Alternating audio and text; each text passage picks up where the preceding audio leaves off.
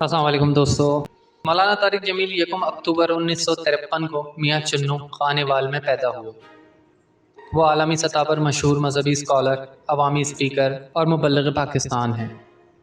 مولانا طارق جمیل کے والد مسلم راجپوتوں کی ایک جماعت سے ہیں۔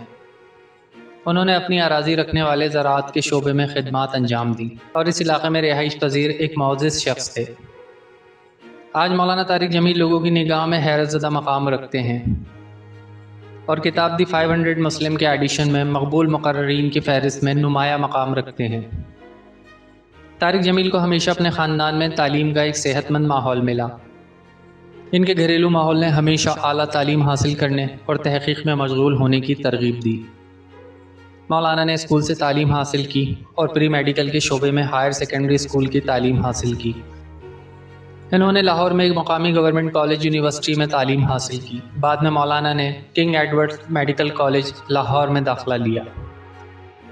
انہوں نے روحانی تعلیمات کی طرف اپنی دلچسپی کو تبدیل کیا اور اس کی طرف بے حد مائل تھے۔ انہوں نے میڈیکل کالج کی تعلیم سے اسلامی تعلیم کا رخ اختیار کیا۔ انہوں نے اپنی اسلامی تعلیم جامعہ عربیہ سے حاصل کی، جو لاہور کے قریب واقع رائے ونڈ میں ہے۔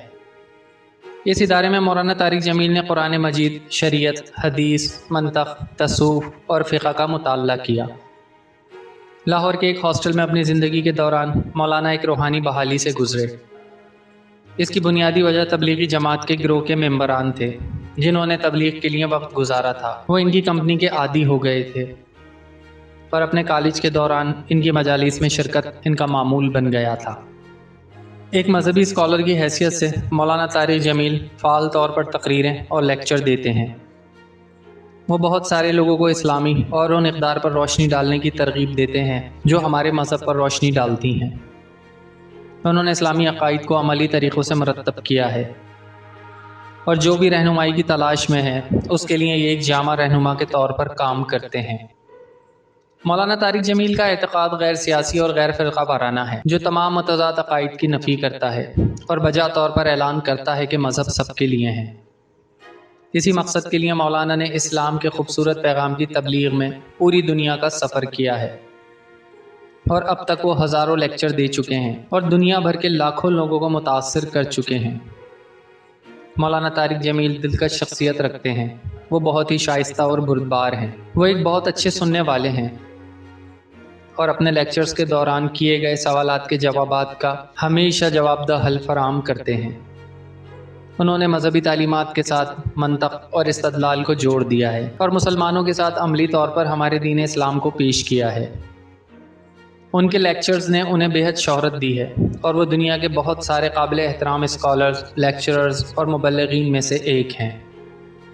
مذہب اسلام کے بارے میں عام غلط فہمی کے برخلاف مولانا طارق جمیل نے اسلام کے بارے میں لوگوں کے ذہنوں کو موڑنے پر بہت دباؤ ڈالا ہے کہ اسلام امن کا حامی ہے۔ ان کے لیکچرز منطق اور استدلال کے پہلوؤں کو پورا کرنے کے لیے وسیع پیمانے پر سائنسی حوالوں سے ملحق ہیں۔ انہوں نے ہمیشہ تزکیہ نفس، تشدد اور نفرت انگیز تقریروں کی نفی کرنے پر زور دیا ہے۔ مولانا طارق جمیل کے لیکچرز نے انہیں بے حد شہرت دی ہے۔ وہ ایک بہت آسان آدمی ہیں اور اپنی صلاحیتوں اور اعزازات پر کچھ فخر نہیں کرتے۔ وہ لاکھوں مسلمانوں کے دلوں میں قابل احترام شہرت رکھتے ہیں کیونکہ وہ ہمارے مذہب اسلام کی تعلیم دیتے ہیں۔ اس کی ایک بہترین عکاسی یہ ہے کہ اگر آج ثقافت میں ایسا شخص ہے جو اسلام کے رواج اور قابلیت کے مطابق ہے تو مولانا طارق جمیل ان خطوط پر پورا اترتے ہیں۔ انہوں نے اپنے لیکچرز میں شرکت کرنے والے لوگوں کو اسلامی تعلیمات کی وضاحت کرنے کا ایک انوکھا انداز دیا ہے۔ ان کے دلی جذبات کو اکثر ان کے لیکچرز میں دیکھا جا سکتا ہے، جو سننے والے لوگوں کو دلوں پر اثر کرتا ہے۔ مولانا طارق جمیل ہمیشہ زمین پر انسانی زندگی کے مقصد اور زمینی تخلیقات کی وضاحت کرتے ہیں۔ وہ ہمیشہ اپنے نکات کی تائید کے لیے سائنس کے حوالہ جات دیتے ہیں۔ چاہے وہ کسی بھی طرح کی جماعت ہو، مولانا طارق جمیل کی بہت عزت ہے۔ انہوں نے بہت سارے تاجروں، جاگیرداروں، سرکاری عہدیداروں، کھلاڑیوں، مشہور شخصیات، سیاستدانوں وغیرہ کو لیکچر دیے ہیں۔ انہوں نے بہت سارے مشہور لوگوں کو بھی ایمان کی راہ کی طرف راغب کیا ہے۔ بہت سوں کے دلوں کو موڑنے کی ان کی یہ صلاحیت قابل تعریف ہے۔ انہوں نے مشہور پاکستانی کرکٹرز کو تعلیم دی۔ انضمام الحق، ثقلین مشتاق، سلیم ملک اور مشتاق احمد کی روحانی بحالی ہوئی۔ مولانا طارق جمیل کا شکریہ۔ وہ مرحوم جنید جمشید کے لیے بھی ایک الہام تھے۔ گلوکار مبینہ طور پر بدلا۔ مولانا طارق جمیل کی مدد سے ان کی روحانی بحالی ہوئی۔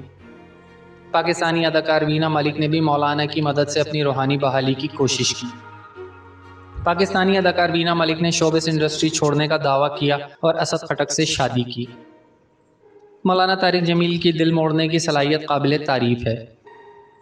بہت ساری اطلاعات سے پتہ چلتا ہے کہ مولانا طارق جمیل نے P T I chairman Imran Khan کو بھی مشورہ دیا۔ انہوں نے ان سے گزارش کی کہ وہ اپنا آزادی مارچ انتہائی پرامن طریقے سے چلائیں۔ عمران خان مولانا سے بہت متاثر ہوئے تھے اور انہوں نے اپنا احتجاج کا نام سونامی مارچ سے تبدیل کر کے آزادی مارچ کرنے کا فیصلہ کیا تھا۔ تبلیغی انتظامات کے لیے مولانا طارق جمیل ہمیشہ ہی حکومت کے ساتھ مل کر کام کرتے رہے ہیں۔ انہوں نے وزیر اعظم نواز شریف کو رائے بنڈ میں ایک بار منعقدہ تبلیغی اجتماع میں شرکت کی دعوت دی تھی۔ مولانا طارق جمیل 2000 سے اپنے مدرسوں کو چلانے کے لیے مستقل آمدنی کے لیے راستے تلاش کرنے کے بارے میں سوچ رہے تھے تاکہ زکوٰۃ خرچ نہ ہو، لیکن نظر میں کوئی حل نہیں نکلا تو انہوں نے کاروبار کرنے کا سوچا اور ان کے دوستوں نے حوصلہ افزائی کی اور اسے قائم کرنے میں ان کی مدد کی۔ پھر انہوں نے اپنے نام سے کپڑوں کی ایک برانڈ MTJ کے نام سے لانچ کرنے کا فیصلہ کیا۔ MTJ مولانا طارق جمیل کے نام کا شارٹ فارم ہے۔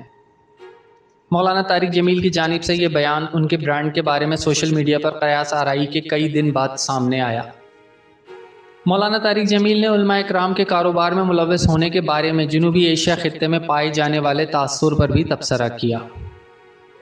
جنوبی ایشیا میں علماء اکرام کا کاروبار کرنا ممنوع ہے اور میں نہیں جانتا کہ یہ کہاں سے آیا ہے، تاہم امام ابو حنیفہ رحمہ اللہ علیہ جن کے فتووں کی ہم پیروی کرتے ہیں وہ اپنے وقت کے سب سے بڑے کپڑے کے تاجر تھے۔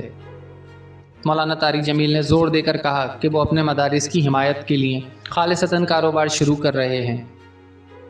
ہماری دعا ہے کہ جس طرح اللہ نے آج تک مولانا طارق جمیل کو کامیاب کیا ہے، اسی طرح اللہ مولانا طارق جمیل کے اس نیک ارادے کو پائے تکمیل تک پہنچائے اور مولانا طارق جمیل کی برانڈ کو جو خالصتاً دین کے کاموں کے اخراجات میں آسانی کے لیے قائم کی جا رہی ہے، اسے دن دگنی اور رات چوگنی ترقی عطا فرمائے۔ دوستو، ہم امید کرتے ہیں کہ آج کی ویڈیو آپ کو پسند آئی ہوگی۔ اگلی ویڈیو تک کے لیے ہمیں اجازت دیجیے۔ اللہ حافظ۔